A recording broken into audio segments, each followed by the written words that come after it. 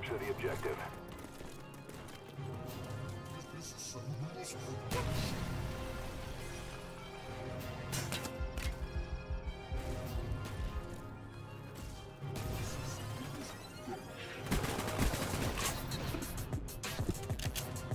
Hey, what's up guys? It's Matt here with another gameplay commentario, and today we're going to talk about Black Ops 2, but not just any part in Black Ops 2, obviously the most important part, which would be the multiplayer, because I mean no one cares about single player really.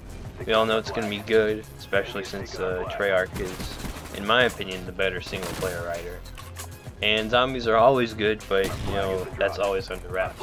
So we're going to talk about multiplayer.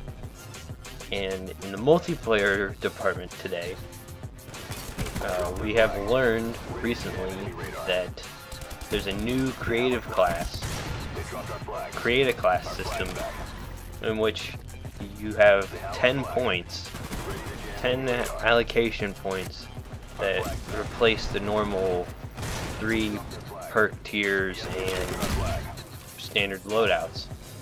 So this way you can have a lot more customized loadout, and the examples that I've seen have been using loading up on tons of perks, which I take it is probably 12 or 15 max, and if you only have 10 points that means you have to, I don't know how you can get all of them, but you could have load up on all the perks and only have a knife, and then when you're in the match you have to knife someone and then pick up their gun, but then you would be, you know, a freaking super soldier afterward because you have all the perks. You just would have a really hard time getting that first kill, but after that, you know, it'd be all nice.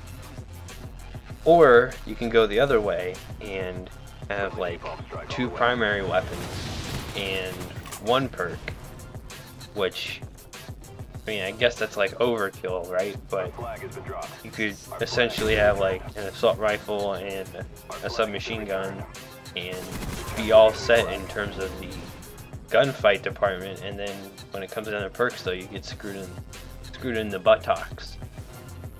So this is replacing the traditional 3 tier of perks: primary, secondary, equipment, and then tactical loadouts.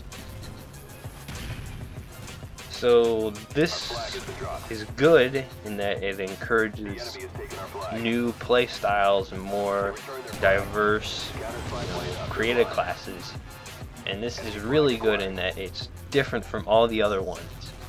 So if this works out the right way, this Call of Duty multiplayer will be much more gripping and have a longer lifespan than the past few, because everybody has to learn this new system. No one, you know, knows, oh, I'm just gonna always pick stopping power or cold-blooded or ghost or something for my second perk because that always works. No one knows how to use this, even though it's kind of like Homefront, but it's brand new to the series. So this is a quote from David Vonderhaar himself. He said, "Create a class this week. Choose what's the most important things to you and forget about the things that are not important. This will open up doors for play styles that have not been seen, and it's going to be fantastic." So what he says actually lines up with this new creative class. And this is going to have new play styles, and I can screw, you know, get rid of the secondary because you never need it, or, you know, get rid of scavenger because you don't run out of ammo, so you don't need a first perk, or, you know, get rid of your stun grenades because you don't use them or whatever, and use that to get another perk, to get another weapon attachment or something, to get, you know, a different perk. And this makes balance a whole lot easier to achieve, because now you can't have, you know, if the really good perks like Ghost or Stopping Power, or, you know, any of those big perks that have kind of skewed the multiplayer in past games, are no longer going to be able to be combined together.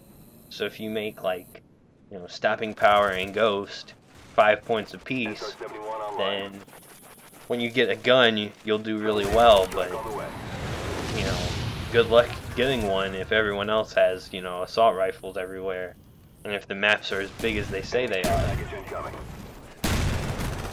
And then two minor things are new wager match modes. Specifically, there's this one where everybody has an EMP grenade, and there's all these tank drones running around the map, and you gotta stun one and hack it, and then, you know, kill an enemy with it to pick up his EMP grenade and hack another one, and kind of build your army of tank drones, which is cool. If this means we're having wager matches, this might mean that we're having COD points come back, which in my opinion was a bad idea, but hopefully they've changed up the system enough to where that has that leveling, you know, achievement progression, as opposed to just getting all the money you need and buying the things you want and being done for 50 levels. And the guy also mentioned a friend-foe identifier attachment on his weapon. He said he had like a assault rifle with an ACOG and a friend-foe identifier. Which this might mean that that old perk list that said spy was a perk might be true, and that a friend-foe identifier would directly counter spy. Enemy flag captured. I don't think that's a good idea to have players disguised as other players in this quick of a shooter. In slower games like Killzone, it's a better idea, but in this Twitch-based shooter, I think that's a mistake unless it's really underpowered. Then that's totally fine, but I hope it's not a powerful tool that's gonna end up ruining the game. But speaking of powerful things, if you think about all the drones and all the technology in this game, an EMP grenade has to be probably one of the most useful things. I mean, everything is going to run on electricity. You know, if it can mess up your radar, if it can mess up your drones, mess up your quad rotors, jets, claws, like, an EMP grenade would just seem like the god weapon in this game. So, that's the new Create a Class 3.0 10-point allocation system that you can use to get like 2 weapons and 1 perk, get all the perks, get, you know, a standard mix like we're used to. They took out the normal traditional system. They have, you know, 10 creative classes at least as far as the trend goes. The new wager match modes and the friend-foe identifier attachments are also new. And if you want to read this article, the link will be in the descriptione. And that's a wrap. See you guys next time.